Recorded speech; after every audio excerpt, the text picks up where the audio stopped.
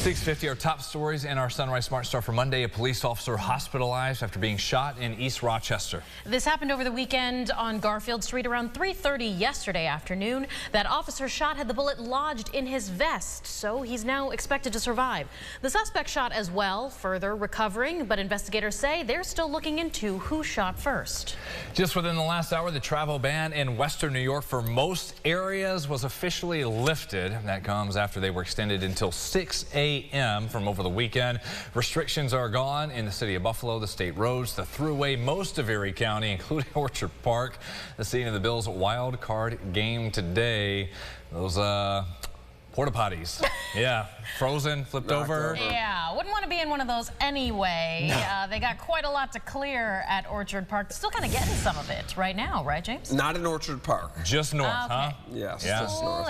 It's incredible how thin this band is. Oh, I know. They said, I think it was Eric Stein on Twitter said, maybe as far as Josh Allen can throw a football, that would get you to some clear areas versus where it was snowing. Sure, right.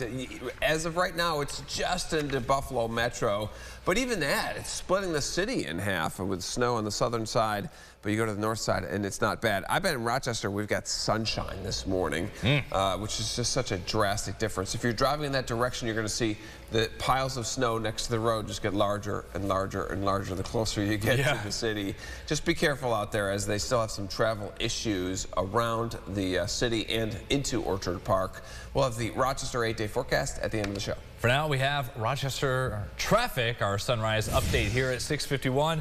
Just in the last few moments, close to us, our station here in Brighton, 590 southbound at Blossom Road, northbound. There is an accident reported there. We'll bring you another update on that coming up at about 7:25. There was an exception to the travel ban when it was in place in western New York. As we talked about, all the people who had to go out to start shoveling the snow out of the stadium. The Bills have been talking about this all weekend on Twitter. They were looking for people to come out and clean out Orchard Park. It was like $20 an hour. Before the game, we are still on for a 4:30 kickoff.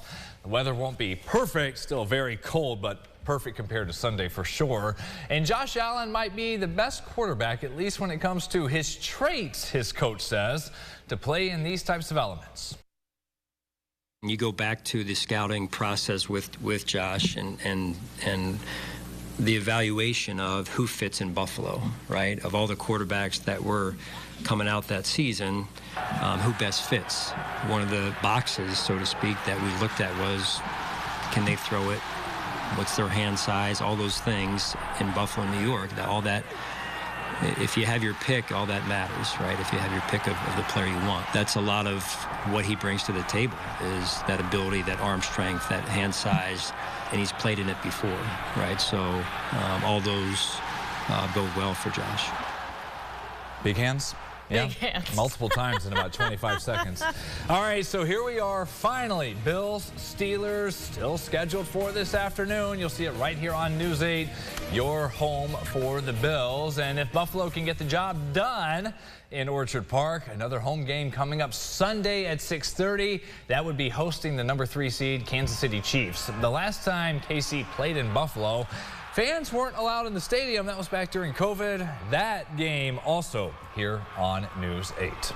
All right. Well, today, Republicans in Iowa will caucus for the first time in the nation, casting their ballot in the 2024 presidential race. The extreme weather, that's the first extreme here that we were mentioning. It's forced Republican candidates trying to scramble as they have concerns about turnout. A new CBS poll shows that former President Trump has a commanding lead among likely Republican voters nationwide.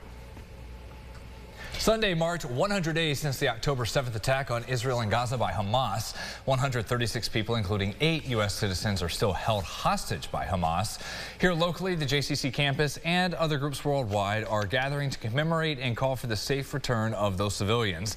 We heard from Meredith Dragon again at the Jewish Federation of Greater Rochester, who says this is not just about their Jewish community. I think one thing I want to say is this is not just about the Jewish community. This is about our country. This is about our values. This is about what we represent as a democracy. Israel is a democracy, and this is a country that was attacked by terrorists, and we have to stand firmly with democracies for the safety not just of the Jewish people, but for all people. That event, a collaboration between the JCC and Brighton, the Bring Them Home campaign, as well as the Jewish Federation of Greater Rochester. Today is Martin Luther King Jr. Day, so we are honoring the birthday and legacy left behind by this human rights activist and leader. This holiday became official when it was signed into law by President Ronald Reagan. Dr. King inspired millions and millions through his peaceful protests. In 1964, won a Nobel Peace Prize. Years later, shot and killed in Memphis in 1968. So happening around town honoring Dr. King is the Greater Rochester Martin Luther King Jr. Commission. They will be hosting their 39th annual MLK Community Celebration at the Kodak Center, featuring the Martin Luther King Jr. Choir and local artists. That will start promptly at 9. RMSC, the Rochester Museum and Science Center, pays tribute to Dr. King from 11 to 3, celebrating his life, work, and activism, showing notable speeches, also allowing you to explore the history, locations, and the significance of the Green Book Motorist Guide. Well, remember as well, it is a federal holiday today, so post offices are closed, FedEx and UPS, they'll still deliver, but City Hall, neighborhood services, public library, and the administration offices, everything will be closed today. And you probably already got the notice that your garbage collection will be pushed back by 1 day this week. Yeah. Good extra time to kind of dislodge the garbage cans frozen to the ground there. Right. James, or knocked over, I bet. I know. Cold, and you look at the day planner, even by 10 o'clock, still 13. Yes. Wow. And, you know, normal rock salt doesn't do a great job in these temperatures. Too cold. You got to get to some of the fancy magnesium chlorides. Those do a little bit of a better job with the real cold air. Yeah, numbers around 20 this afternoon, running about 10 degrees below average. Wind chills near 0 for today and tomorrow and the next day, and we'll just keep that going. Let's highlight your Tuesday, though. I do have snow showers for you tomorrow for everybody. It's kind of been haves and have-nots with the lake effect. I think everybody gets an inch or two tomorrow, and then we're back to the cold Wednesday and kind of just bouncing around the teens and 20s all week long. A balmy Monday coming up a week from today, 32. Yeah. You know, it really makes you enjoy those little things when 32 is warm.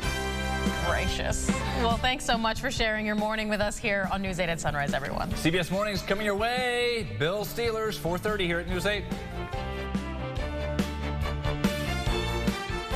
Follow News 8 wherever you are on RochesterFirst.com, Facebook, Twitter, and on our app for news and weather.